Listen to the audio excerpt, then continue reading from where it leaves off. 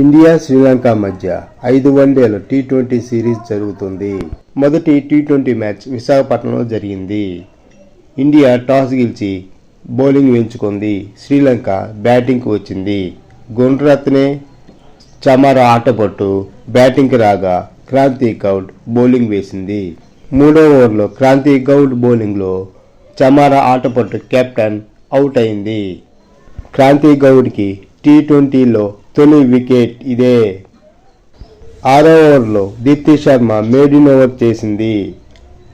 6 ఓవర్లకి 31 runs కొట్టారు. 1 wicket పడింది శ్రీలంకకి. 7వ ఓవర్ లెగ్ స్పిన్నర్ అయిన వైష్ణవి శర్మను తీసుకొచ్చారు. ఈమె కొత్త బౌలర్. మొదటి మ్యాచ్ ఆడుతుంది. అండర్-19 వరల్డ్ కప్లో టాప్ వికెట్ టేకర్ ఈమె.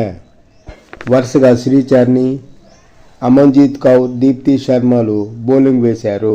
20 ఓవర్లకి 121 రన్స్ కొట్టారు. ఓపెనర్ గుణరత్న మాత్రమే 39 రన్స్ కొట్టింది. దీప్తి శర్మ, క్రాంతి గౌడ్, శ్రీచర్నికి వికెట్లు పడినాయి. తర్వాత ఇండియా బ్యాటింగ్కి వచ్చింది. షఫేలి వర్మ, స్మృతి మందాన బ్యాటింగ్కి రాగా మల్కీ మదర్ బౌలింగ్ వేసింది. మొదటి ఓవర్లో 12 రన్స్ వచ్చినాయి. 2వ ఓవర్లో కావ్య కవిత బౌలింగ్లో షఫేలి వర్మ అవుట్ అయింది. తర్వాత జెమిమా రోడ్రిగ్స్ వచ్చింది.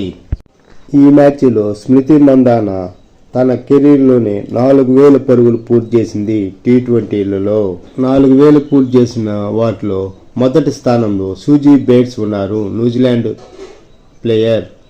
2వ ప్లేస్లో స్మృతి మందాన ఉంది. 25 పరుగుల వద్ద స్మృతి మందాన అవుట్ అయింది. స్మృతి మందాన స్పిన్ ఆడటంలో కొంచెం ఇబ్బంది పడి అవుట్ అయింది. మరోవైపు జెమిమా రోడ్రిగ్స్ తనదైన స్టైల్లో మ్యాచ్ని ఆడుతుంది. 12వ ఓవర్లో జెమిమా రోడ్రిగ్స్ హాఫ్ సెంచరీ చేసింది.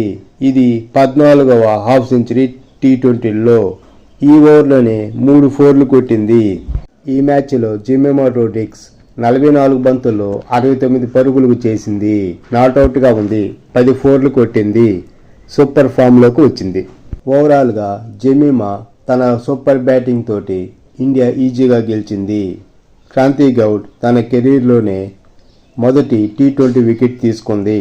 స్మృతి మందాన 4000 పరుగులు పూర్తి చేసింది టీ20లో. బౌలర్స్ బాగా బౌలింగ్ వేశారు. ముఖ్యంగా మిడిల్ ఓవర్స్లో రన్స్ రాకుండా కట్టడి చేశారు. ఫీల్డింగ్ అంతగా బాగాలేదు. 5 క్యాచ్లు డ్రాప్ చేశారు. ఇండియా 1-0 తోటి లీడ్లో ఉంది.